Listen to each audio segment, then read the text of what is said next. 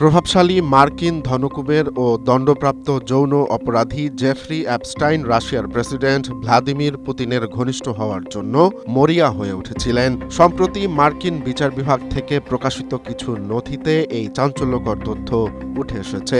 নথি অনুযায়ী ২০১৮ সালে অ্যাপস্টাইন নরওয়ের রাজনীতিবিদ থর্বজন নাগল্যান্ডের মাধ্যমে পুতিনের কাছে একটি বিশেষ বার্তা পাঠাতে চেয়েছিলেন। তিনি রুশ পররাষ্ট্রমন্ত্রী সের্গেই ল্যাভরভের সঙ্গেও একান্ত বৈঠকের জন্য তদবির করেন। অ্যাপস্টাইন দাবি করেছিলেন, মার্কিন বিনিয়োগ ও ট্রাম্প প্রশাসন সম্পর্কে তিনি পুতিনকে বিশেষ জ্ঞান দিতে পারবেন। এমনকি তিনি নিজেকে মাইক্রোসফট প্রতিষ্ঠাতা বিল গেটসের ঘনিষ্ঠ উপদেষ্টা হিসেবেও পরিচয় দিতেন। পোল্যান্ডের প্রধানমন্ত্রী ডোনাল্ড টাস্কের আশঙ্কা, রাশিয়ার গোয়েন্দা সংস্থাগুলো অ্যাপস্টাইনকে ব্যবহার করে বিশ্বের প্রভাবশালী নেতাদের ব্যক্তিগত তথ্য বা ব্ল্যাকমেইল করার রসদ সংগ্রহ করে থাকতে পারে। যদিও ক্রেমলিন এই অভিযোগকে ভিত্তিহীন বলে উড়িয়ে দিয়েছে। ২০১৯ সালে কারাগারে রহস্যজনক মৃত্যুর আগ পর্যন্ত এই ধনকুবের বারবার রাশিয়ার ভিসা পাওয়ার চেষ্টা চালিয়েছিলেন।